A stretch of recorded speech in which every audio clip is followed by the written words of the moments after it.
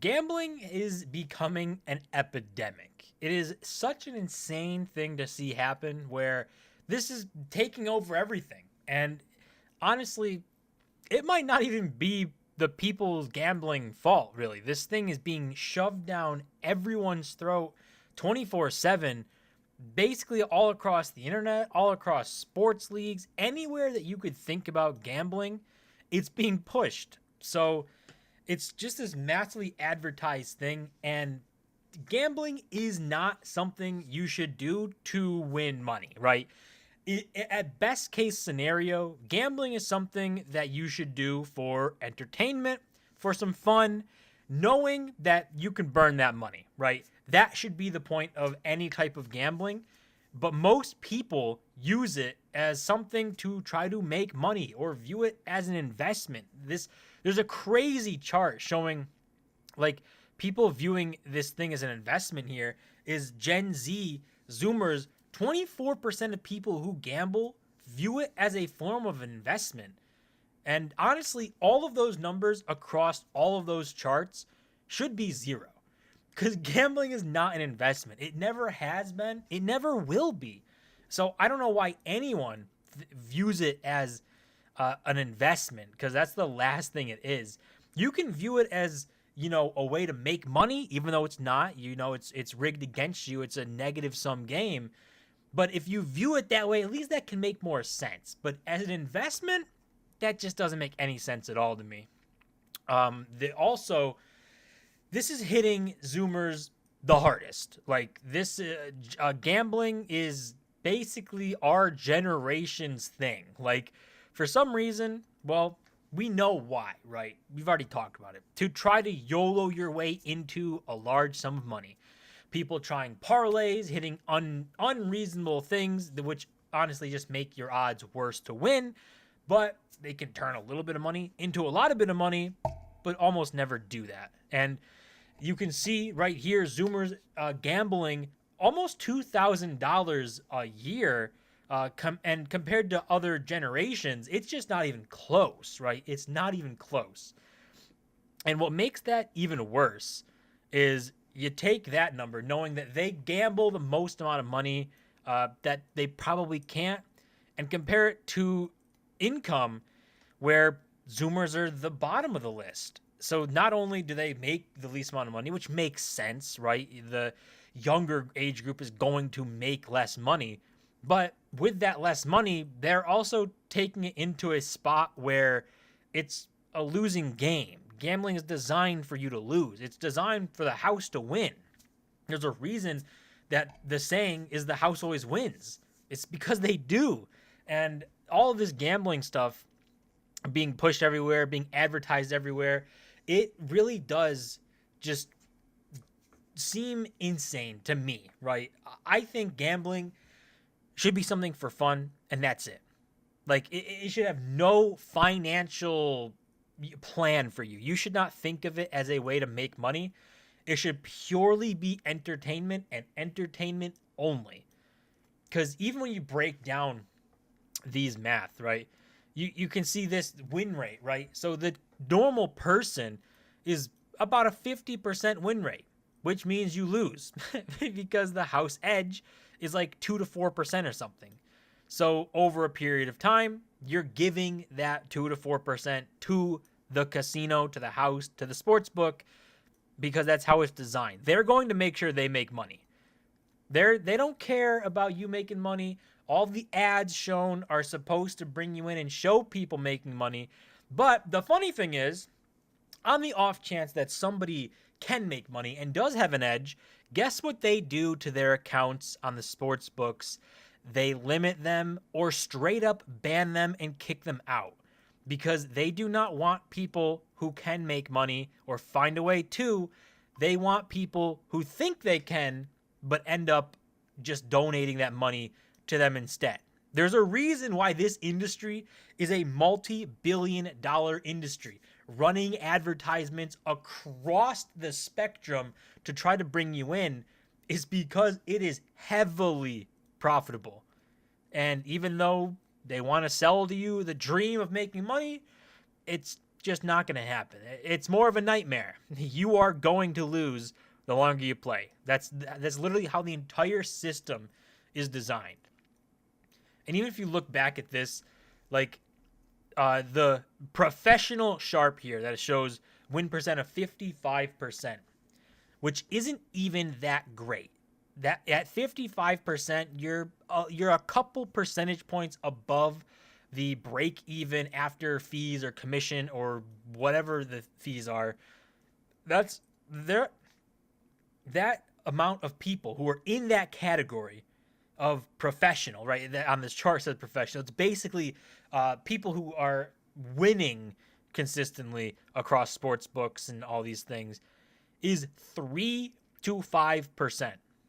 3 to 5% of the millions of people who are gambling are actually make any sort of money at all.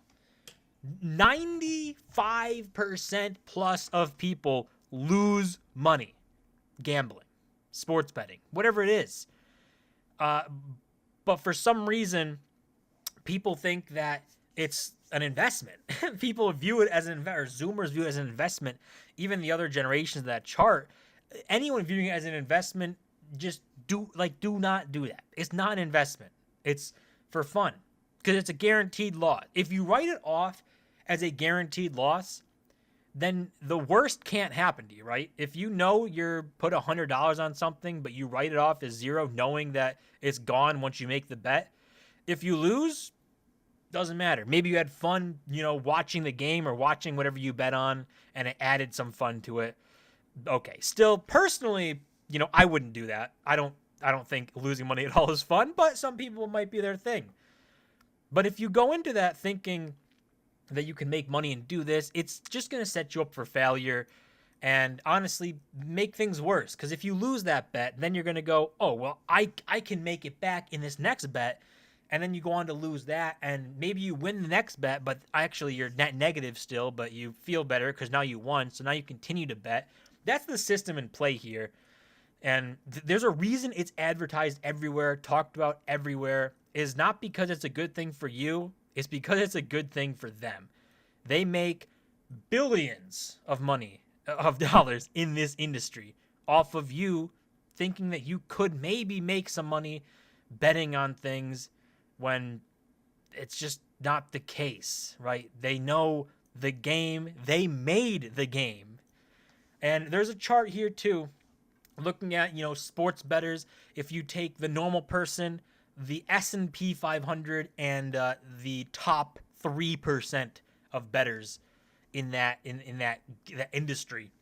And you can see basically the vast majority of people, the average person, is going to lose. So this looks at $10,000 invested in the S&P compared to $10,000 gambled. And the average person will turn that $10,000 into $6,771. And the 3% will turn that into $30,000. And that is where they prey on you, where that they make it out to seem that you could be that person, right? And that's just not going to happen. It's just the odds are stacked so much against you in this situation that it's just not going to happen, right? The normal person is not going to sit there and be able to make these bets. And you don't even look at the other side of this. For those top 3% of people, of bettors and gamblers, how much time are they sinking into this? And is it actually worth it? Is that 2 to 5% spread that they can make sometimes actually worth the amount of time that it would take to dig into this, to dig into these stats? And not only that, find the right bet and the right odds so that you can actually somehow try to make money. You look at how much time does that take, and could that time have simply been put into working on something else, making money through that time, and you'd probably end up getting a better return just simply finding a way to make money on maybe some gig work, maybe a new job or a second job or something. But a way to monetize that differently will probably pay off better than attempting to gamble it away. That's just something I would see. But that gap there that you see, the 30,000, that's what they advertise to you. 16,000 would be in the S&P. So if you can't get $16,000 and you view this as an investment, you lost, because the market would get you there. And if you aren't at least sustaining with the market, whatever you're doing is wrong. And if you're viewing gambling as an investment, or whoever views gambling as an investment, if you are losing to the S&P, that money is not an investment, or it's a bad investment. And in this case, a terrible one. And you would be much, much better off simply buying the S&P, buying the market, sitting back and spending those hours that you would spend researching or finding bets, doing anything else. Anything else. You can fill that with, a way, either monetize it, do some work to make some money, or relax, or entertainment, watching stuff.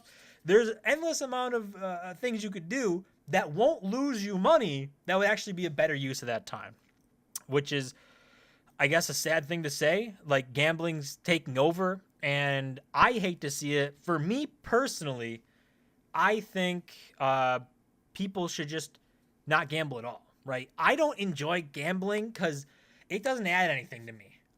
Like, we're seeing this take over, everything. We got prediction markets popping up, which are actually just more gambling, more sports betting, but labeled as prediction markets, so they can get around some sort of rules and regulations and make it so that they can launch it in places where they weren't able to before. So now everyone can gamble all the time, 24/7, and there's so much cope around that whole industry. That could be a video on itself, but personally, gambling, I just don't see the hype in it. I don't really like it because wagering money to lose all of it, or even having a chance of losing all of it, is just, I just don't like that. I would rather invest money. I'd rather put money to work in a real investment and watch it fluctuate than put it in some sort of gamble, and at the end of the day, it's either zero or, worth more, or whatever the odds were. But there's a chance that it goes to zero, which is the same reason I don't mess around with options, because there's a chance, there's more than likely your option will expire worthless. Most of them do. And then what?